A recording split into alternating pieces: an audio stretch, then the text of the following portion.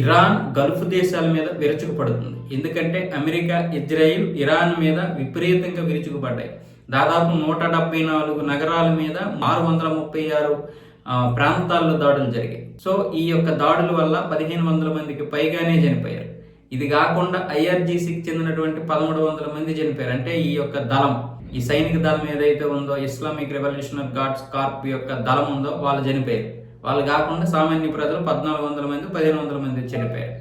So ఇప్పుడు ఏం చేస్తుంది ఇరాన్? ఈ అమెరికా, ఇజ్రాయెల్ మీద దాడులు చేస్తూనే గల్ఫ్ దేశాలను తగలబెట్టేస్తుంది. మేము గల్ఫ్ దేశాలను టార్గెట్ చేయడం లేదు, అక్కడ ఉన్నటువంటి స్థావరాలని అని చెప్తూ గల్ఫ్ దేశాల మీద ఎందుకు చేస్తుంది అంటే గల్ఫ్ దేశాల మీద ఒత్తిడి తీసుకురావాలి.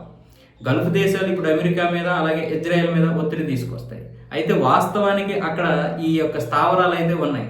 అమెరికా ఈ యొక్క గల్ఫ్ దేశాల నుంచే మా మీదకి దాడి చేస్తుంది, అక్కడి నుంచి దాడి చేస్తుంది కాబట్టి ఎక్కడైతే దాడి చేస్తుందో ఆ దాడి చేసినటువంటి ప్రాంతాల మీదే మేము దాడి చేస్తున్నామని ఇరాన్ కూడా చెప్పుకొస్తుంది. అందుకే ఖతర్లో ఉన్నటువంటి ఆ అమెరికా స్థావరాలు అయినటువంటి ప్రాంతాల మీద కూడా దాడి చేసింది. కానీ అదే పనిలో పనిగా మరికొన్ని ప్రాంతాల్లో కూడా, అంటే అమెరికాకి సంబంధం లేనటువంటి ప్రాంతాల్లో కూడా దాడి చేస్తుంది.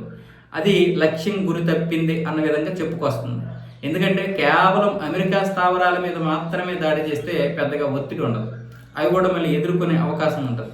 అందుకనే ఈ గల్ఫ్ దేశాలన్నింటి మీద ఒకటేం వచ్చేసి అమెరికా స్థావరాల మీద వేస్తే ఇంకొక డ్రోను లేకపోతే ఇంకొక క్షిపణం ఇంకొక ప్రాంతం మీద వేస్తుంది. దానివల్ల ఏమవుతుంది? ఆ దేశానికి నష్టం ఏర్పడుతుంది, పైగా ప్రజలందరూ కూడా భయం చెందుతారు. అందుకనే ఈ యొక్క తెలివిగా ఇరాన్ ఏమొచ్చేసి వాళ్ళ పేరు చెప్తూ, అంటే అమెరికా పేరు చెప్తూ వీళ్ళ మీద కూడా దాడి చేసేస్తుంది. దీనివల్ల గల్ఫ్ దేశాలన్నీ కూడా ఉనికిపోతున్నాయి. పేరుకే మంచిగా ఉన్నాయి కానీ ఇప్పుడిప్పుడే అక్కడక్కడ విమానాశ్రయాలు ఓపెన్ అయ్యాయి. ఎందుకంటే ఇక్కడ ఎవరైతే చిక్కుకున్నారో వాళ్ళందరినీ తరలించడం కోసం.